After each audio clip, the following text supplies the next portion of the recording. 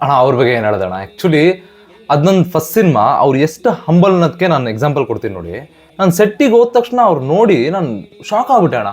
ಅವ್ರ ಕಾಲ್ ಯೂಸ್ ಮಾಡ್ಕೊಂಡು ಅಷ್ಟು ದೊಡ್ಡ ಸೆಲೆಬ್ರಿಟಿ ಅವ್ರದೇ ಕಾಲ್ ಯೂಸ್ ಮಾಡ್ಕೊಂಡು ನಡ್ಕೊಂಡ್ ಬರ್ತಿದ್ದಾರೆ.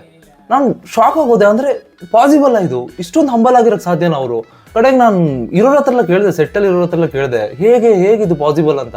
ಕಡೆಗೆ ಅವ್ರು ಹೇಳಿದ್ರು, ನೋಡಪ್ಪ ನೀನು ಈಗ ಬಂದಿದ್ಯಾ, ಅವ್ರು ಹಾಗೆ ತುಂಬಾ ಡೌನ್ ಟು ಅರ್ತ್, ಅವ್ರ ಕಾಲ್ ಯೂಸ್ ಮಾಡ್ಕೊಂಡೆ ನಡೀತಾರೆ ಅಂತ. ಆಕ್ಚುಲಿ ನಾನು ನ್ಯೂಸ್ ಪೇಪರ್ ಓದಿದ್ದೆ ಅಣ್ಣ, ನಾನು ಈ ಟಿವಿಲೆಲ್ಲ ನೋಡಿದ್ದೆ. ಇರೋ ಸೆಲೆಬ್ರಿಟಿಗಳು ಹಂಬಲ್ ಇರೋರು ಅವ್ರ ಕೈಯಲ್ಲಿ ಅವ್ರು ಊಟ ಮಾಡ್ತಾರಂತೆ, ಅವ್ರ ಕಾಲಲ್ಲಿ ನಡೀತಾರಂತೆ, ಮನುಷ್ಯ ಹತ್ರ ಎಲ್ಲ ಮಾತಾಡ್ತಾರಂತೆ ಅಂತ.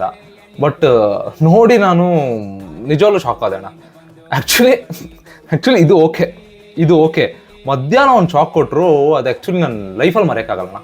ಏನೆಲ್ಲ ಹಿಂಗೆ ಊಟ ಮಾಡಿ ಕೂತ್ಕೊಂಡಿದ್ದೀವಿ, ಮಧ್ಯಾಹ್ನ ಒಂದು ಬ್ರೇಕ್ ಇತ್ತು, ಅಣ್ಣ ಚೇರ್ ಮೇಲೆ ಕೂತ್ಕೊಂಡು ನಾವೆಲ್ಲ ಉಸಿರಾಡೋ ಅಂತ ಈ ಆಕ್ಸಿಜನ್ ಉಸಿರಾಡ್ತಿದ್ದಾರೆ. ನಾನು ಶಾಕ್ ಆಗೋದೆ. ನಾನು ಆ್ಯಕ್ಚುಲಿ ತಡೆಯೋಕ್ಕಾಗಿಲ್ಲ ನನಗೆ ಈ ಸತಿ. ನಾನು ಕೇಳ್ಬಿಟ್ಟೆ, ಅಣ್ಣ ನೀವು ಇಷ್ಟು ದೊಡ್ಡ ವ್ಯಕ್ತಿ, ನೀವ್ಯಾಕೆ ನಮ್ಮ ಥರ ಆಕ್ಸಿಜನ್ ಉಸಿರಾಡ್ತೀರಾ ಅಂತ.